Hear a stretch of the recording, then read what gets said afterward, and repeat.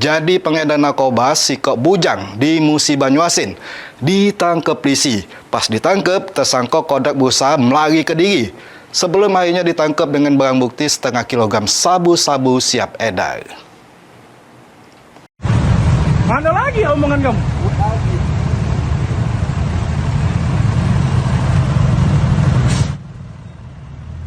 Inilah detik-detik penangkapan pengedar sabu-sabu oleh anggota Satgas Narkoba Polres Musi Banyuasin terhadap bujang berinisial TA.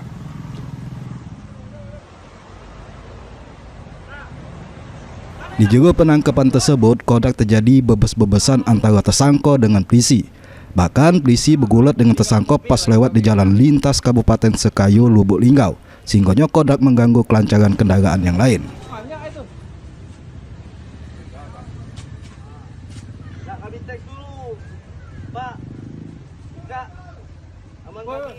Yang akhirnya tersangka ini berhasil ditangkap di Desa Ulak Paceh, Kecamatan Lawang Wetan, Musi Banyuasin. Dari tangan tersangka, polisi ngamankan setengah kilogram narkotika jenis sabu-sabu yang dibungkus di jero kantong plastik hitam.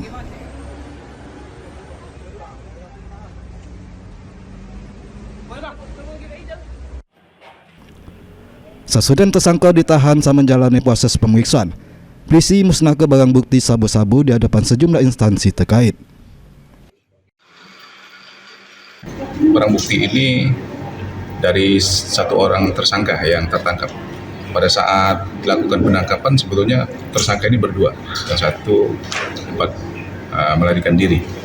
Kita melakukan upaya-upaya dari informasi dari masyarakat sehingga kita melakukan penyanggongan di daerah wilayah Babatoman, dan ketika bertemu langsung dilakukan penyergapan oleh anggota dan didapat barang bukti pada saat tersangka ini melewati jalan tersebut didapat di dalam tubuhnya, jadi dikuasai langsung oleh yang bersangkutan.